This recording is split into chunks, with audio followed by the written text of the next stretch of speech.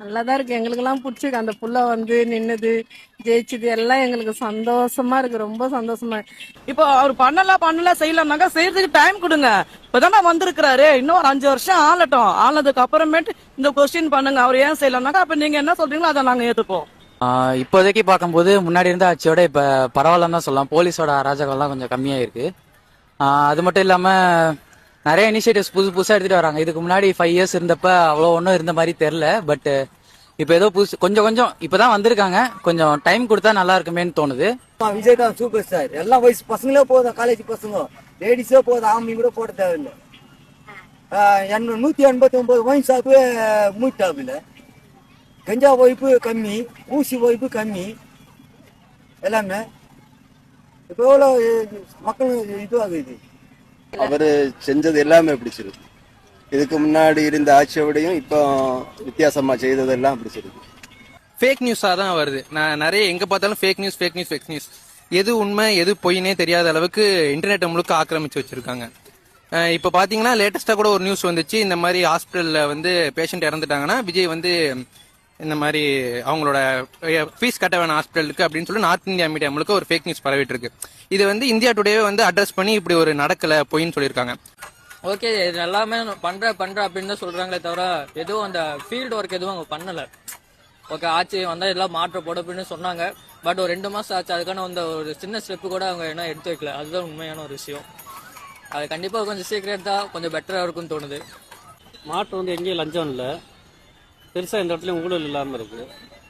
அதே பெரிய மாற்றம் தான் இப்போதைக்கு இந்த 2.5 மாசத்துல. இதுக்கு மேலே போக இன்னும் நல்லா பண்ணுவாங்கன்ற மாதிரி ஒரு எதிர்பார்ப்பு இருக்கு. விஜய் ஆட்சி எனக்கு ரொம்பவே பிடிச்சிருக்கு. எனக்கு பர்சனலா நிறைய எந்த ப்ராப்ளமும் இல்லை. ஆனா விஜயோட இதெல்லாம் பார்க்கும்போது ரொம்பவே நல்லா இருக்கு.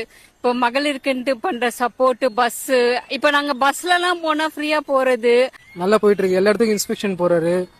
கொஞ்சம் இன்ஸ்பெக்ஷன் இதுவா இருக்கு. நல்லா 3 ஆட்சியோட இப்ப நல்லா கொஞ்சம் இதுவா இருக்கு. இப்ப கூட ஹாஸ்பிட்டல் இன்ஸ்பெக்ஷன் போயிட்டு வந்தாரு குழந்தைங்களுக்காக. நல்லா பண்றாரு.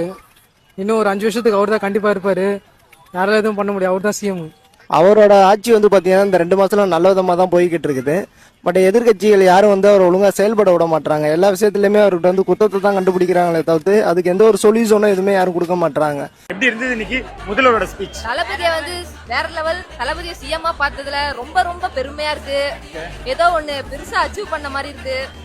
Always we can support Vijay Thalapathy always. இந்த திருச்சி வந்து எப்படி தமிழ்நாட்டுக்கு ஒரு இதய மாதிரி இருக்கோ அந்த மாதிரி இதோட என்னோட கண்ணு அப்படின்னு இருக்காரு இந்த திருச்சி கிழக்கு கண்ணு. அந்த கண்ணை வந்து நாங்க எப்பயுமே கலங்க விட மாட்டோம். எப்பயுமே டிவி கேக்கு நிலையா நிப்போம். என்னால விமர்சனம் வருது இல்ல, அதெல்லாம் பார்க்கும்போது விமர்சனங்கள் வரதான் செய்யும். நான் சுத்தி 1000 விமர்சனம் வரதான் செய்யும். எல்லாத்தையும் எதிர்த்து நாங்க வருவோம் பின்னாடி. கண்டிப்பா டிவிக்கே தான். இனி எல்லா ஆட்சியிலயும் டிவிக்கே மட்டும்தான். ஏதாவது பேசக்கூடிய வாய்ப்பு நீ கிடைச்சிருந்தா என்ன பேசுறீங்க? கண்டிப்பா சொல்ல வார்த்தைகளே இல்ல.